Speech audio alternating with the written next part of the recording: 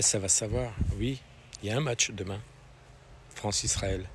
Bien sûr, je vais boycotter.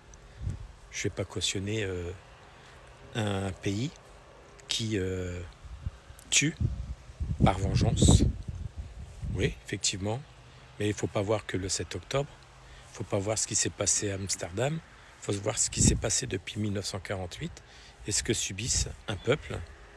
Et la symbolique de ça, pourquoi justement je boycotte Israël, je dénonce le gouvernement d'Israël, qui est un parti fasciste, raciste.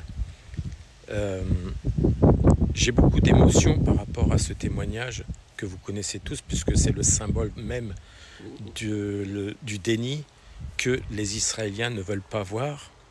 Et tant qu'il y aura ça, vive la Palestine. Et si ça fait de moi un antisémite, allez vous faire foutre. Enfant qui aimait jouer à la princesse en fredonnant. Mais ce 29 janvier, sa voix au téléphone est suppliante. Int Rajab, 6 ans, appelle au secours le Croissant Rouge palestinien depuis un portable. Elle est coincée dans une voiture qui vient d'essuyer des tirs dans la ville de Gaza. Venez me chercher, venez. J'ai tellement peur, s'il te plaît. Oui, ma chérie, on va venir. Allez, viens me chercher. On va venir, mais on ne peut pas tout de suite.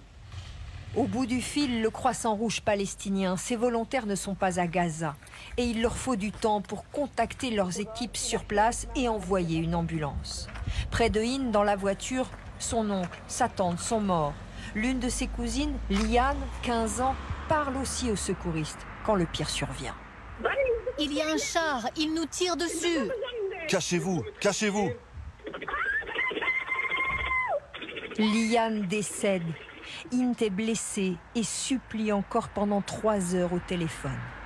L'ambulance arrive enfin et voici ce qu'il en reste. A-t-elle été pris pour cible? Les secouristes meurent à 100 mètres de la fillette qui succombe à ses blessures dans une voiture criblée de balles. Le Croissant Rouge accuse les Israéliens. Les forces israéliennes d'occupation doivent répondre du crime qu'elles ont commis contre cette fillette de 6 ans et nos secouristes qui tentaient juste de la sauver. Sur 16 heures avant l'appel de Hind, les chars israéliens stationnent bien à 200 mètres de la voiture de la famille.